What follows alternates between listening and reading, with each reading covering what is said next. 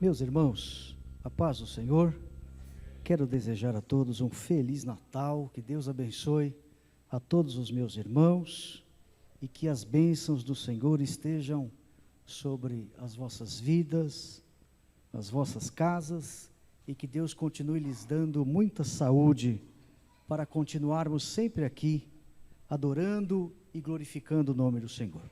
Eu quero meditar em um versículo que diz respeito ao texto do Evangelho de João, capítulo 1, versículo de número 14. Evangelho de Jesus, segundo escreveu João, capítulo 1, versículo 14. Diz-nos assim a palavra do Senhor: E o Verbo se fez carne e habitou entre nós, e vimos a sua glória, como a glória do unigênito do Pai, cheio de graça e de verdade. Meus queridos, este versículo de número 14, é um versículo especial dentro do capítulo 1 do Evangelho de João. João capítulo 1, versículos de 1 a 18, são versículos que constituem o prólogo. O que é prólogo? Prólogo é o escrito preliminar. É como a introdução. É um texto breve que serve para introduzir o leitor ao universo da história. Quando alguém está escrevendo alguma coisa, ele fala do prólogo, ele fala de uma introdução, é o mesmo que preparar alguém e conduzir esse alguém para a história que ele quer contar. E João faz assim, nos versículos de 1 a 18, e o versículo 14 que lemos, ou que li, é um versículo que faz parte deste prólogo, desta introdução. Se existe um prólogo, uma introdução, existe um tema também neste Evangelho.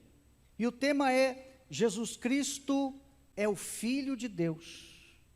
Mateus, Marcos e Lucas são evangelistas que falam de Jesus. São os evangelhos chamados sinóticos, ou seja, trabalham em cima da mesma ótica. Mas João, ele, além de traçar no começo do seu evangelho um prólogo, ele tem um tema, e nesse tema ele quer falar sobre Deus, ele quer falar sobre o Messias, e por isso ele trabalha desta forma com a pessoa de Jesus. Acompanhe comigo com a sua Bíblia aberta, porque eu quero destacar trecho a trecho deste versículo de número 14 e expor aqui o significado de cada trecho dentro deste contexto. O versículo 14 que li, o início diz assim: E o Verbo se fez carne. Essa palavra aqui, verbo, é a palavra logos no grego, que também pode ser traduzido por palavra. Por que a expressão se fez carne? Porque ele não era carne. A natureza anterior de Jesus era espiritual. E agora, quando o escritor diz que ele se fez por quê? Porque não era. Agora, através da encarnação, Jesus adquire uma outra natureza. Uma natureza agora física. Quando a Bíblia diz que ele se fez carne, quer dizer que ele se tornou carne. Então agora, por conta disso, ele tem duas naturezas, a divina e a humana. Essa palavra tornou ou se fez enfatiza então isso. Jesus recebendo o quê? A humanidade. Note que Jesus não deixa de ser Deus. Ele é um ser divino, mas lhe foi acrescido ou acrescentado agora uma nova natureza, a natureza humana. Ao se fazer carne, a profecia ou a promessa do Antigo Testamento sobre ele, agora deixa de ser apenas profecia ou promessa. Agora nós temos uma profecia cumprida. A sombra, que era sombra, agora deixa de ser sombra e se torna realidade. O invisível agora deixa de ser invisível para tornar-se visível. O infinito deixa de ser infinito e passa a ser finito. O eterno adapta-se ao tempo. E agora, dentro do nosso tempo, ele começa a ser perceptível aos homens. E o que era sobrenatural reduziu-se a si mesmo para se tornar natural, a fim de que os naturais conseguissem contemplá-lo. Tudo isso aconteceu porque Jesus se fez carne. A continuação do versículo 14, onde diz, habitou entre nós, essa palavra entre, que significa uma coisa que está ligada à outra, é bastante significativa no texto. Olha que coisa interessante. Jesus viveu entre nós, mas não como nós. Ele viveu entre os homens, no meio dos homens, mas não fez o que os homens fizeram. Isso significa que ele veio como homem, mas não se portou como os homens. E isso é maravilhoso, porque uma coisa é você estar no mundo dos perdidos, mas viver como santo. Uma coisa é você viver num mundo caótico, mas pregar, anunciar e viver a santidade. E essa é a função da igreja. Nós estamos passando por aqui. Nós até temos essas festas de finais de ano, onde muitos intitulam como 25 de dezembro o dia do nascimento de Jesus. Não foi a igreja quem fez isso, mas nós temos que fazer o quê? Enquanto estamos no mundo, enquanto estamos presenciando essas coisas do mundo, nós não concordamos com muitas coisas do mundo, mas nós somos do mundo, mas não porque vestimos a camisa do mundo, mas porque estamos passando por aqui. E quando passamos por aqui, precisamos aproveitar as oportunidades e falar daquele que não quer apenas que a gente passe por aqui, mas alguém que se converta para que não pertença a este mundo, mas seja alguém cidadãos dos novos céus. Vamos acompanhar aí o versículo de número 14, a continuação diz, e vimos a sua glória. Os discípulos, eles viram a glória de Jesus. Os discípulos contemplavam a glória de Deus por meio de Jesus. A mesma glória manifesta pelo Pai, pelo Filho e pelo Espírito de Deus no Antigo Testamento é visível, é perceptível no Novo Testamento, de forma que, quando Jesus diz, eu e o Pai somos um, eles não conseguiram fazer a distinção. Por quê? Porque a glória operada, realizada pelo Pai no Antigo Testamento, Jesus estava realizando no Novo Testamento. Então, ao passo que os discípulos contemplam a glória de Deus, ao ver as manifestações de Jesus, como por exemplo Mateus 17, na transfiguração, na realização dos milagres, nas palavras, nas atitudes, eles conseguiram perceber que se tratava de um mesmo Deus, pessoas distintas, um com nome ou com o termo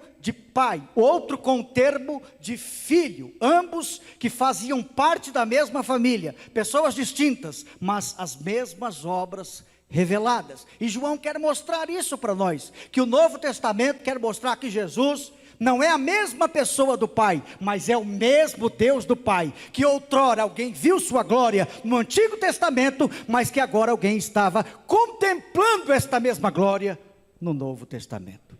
O versículo 14 continua, como a glória do unigênito. Essa expressão que aparece aí, unigênito, quer dizer único gerado, filho único do Pai.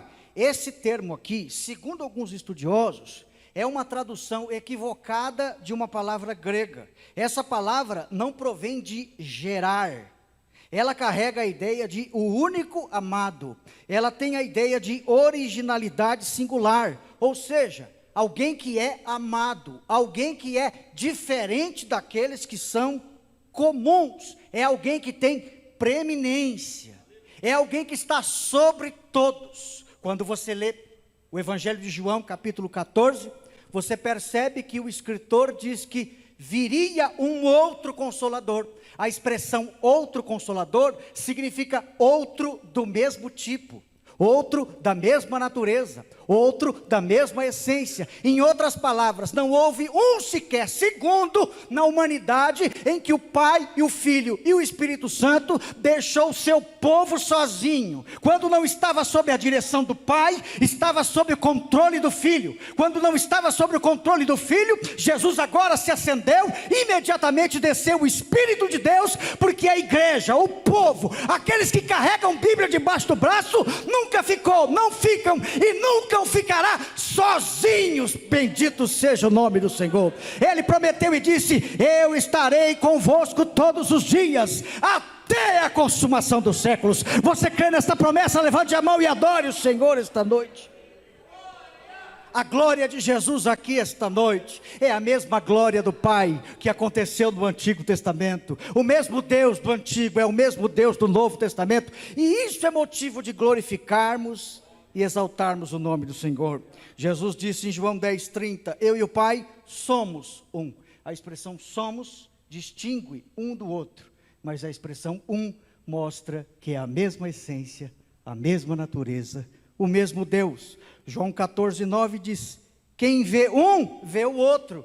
Nas palavras de João, quem vê a mim, vê o Pai. Em outras palavras, somos pessoas diferentes, mas quando se olha para mim, você está vendo o Pai. Quando alguém olha para você na rua, na esquina, em casa, no emprego, na igreja, este alguém consegue ver o Senhor?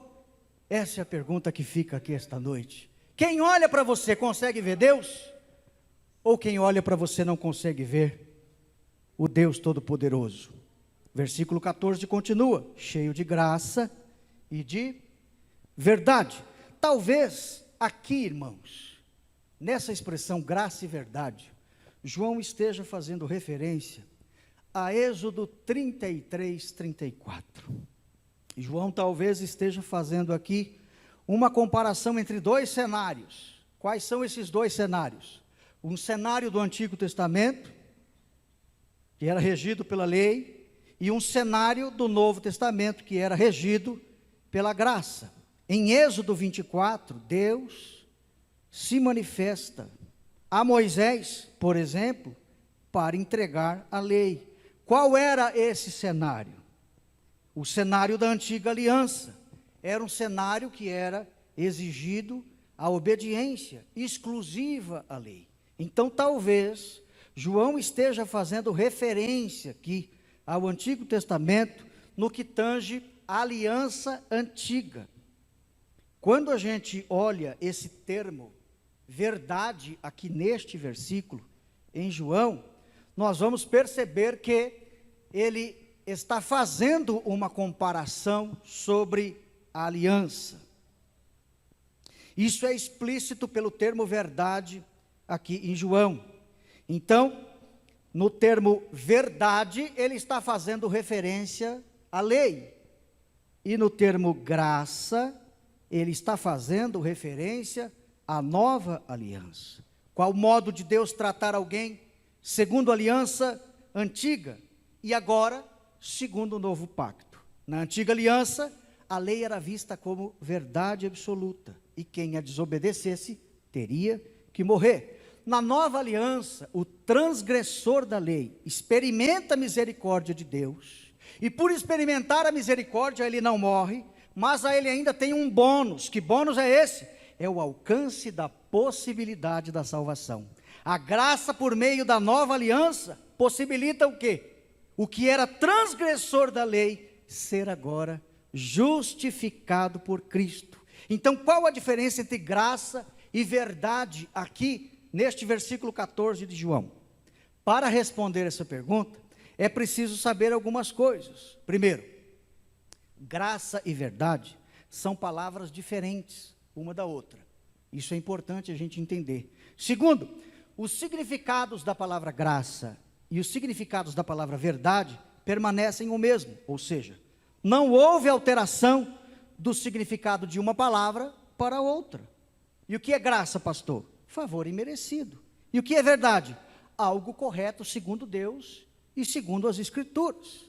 Ambas as palavras existem no Antigo e Novo Testamento. Existe graça e verdade no Antigo Testamento e existe graça e verdade no Novo Testamento. Alguns erroneamente dividem a Bíblia em dois grupos.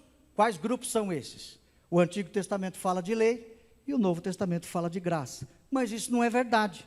Existe graça e lei no Novo Testamento e existe graça e lei no Antigo Testamento. Mas pastor, então o que foi que mudou no texto de João? Por que ele usa então a expressão graça e verdade? O que mudou não foi a diferença das palavras, porque permanecem as mesmas, nem o significado das palavras, porque são as mesmas. O que mudou foi a aliança. Havia uma aliança no Antigo Testamento e há uma aliança no Novo Testamento. Na antiga aliança, Deus exigia obediência estrita à lei de Moisés. Na nova aliança, Deus promete salvar a humanidade com o cumprimento do quê? De sua promessa, que é exercida através de misericórdia e graça. Então, a conclusão que eu quero fazer, olhando para João 1,14, quando o escritor diz o verbo se fez carne, o que foi que ele quis dizer com isso? Que Jesus veio em carne, se encarnou, se materializou, ou seja, ele nasceu. Por que Jesus teve que nascer? Ele teve que nascer, precisou nascer como homem, porque a natureza que ofende a Deus é a natureza humana. O pecado entrou no mundo dos homens através de quem? De um homem. E somente um homem poderia expiá-lo. Porque não poderia ser qualquer homem. Moisés, por exemplo, Abraão, por exemplo, Isaías. Porque a natureza da ofensa é eterna. Então tinha que ser alguém que tivesse a dignidade, a glória eterna.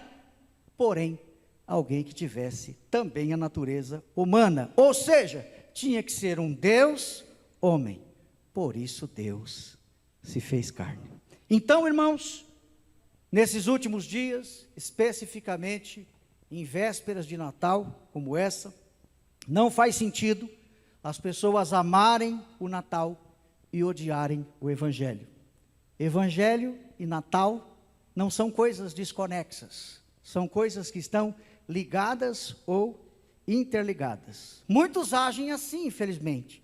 Gostam do evento do Natal, ganham dinheiro do Natal, recebem presentes do Natal, lembram dos amigos e dos parentes do Natal, mas não se lembram do aniversariante. Eu sei que Jesus não nasceu em 25 de dezembro, mas nós estamos inseridos em um mundo que usa esse dia para festejar. Então eu tenho que fazer o quê? Aproveitar essa oportunidade e falar de Jesus. Quem gosta do Natal e não reconhece o aniversariante é ingrato, é insensível.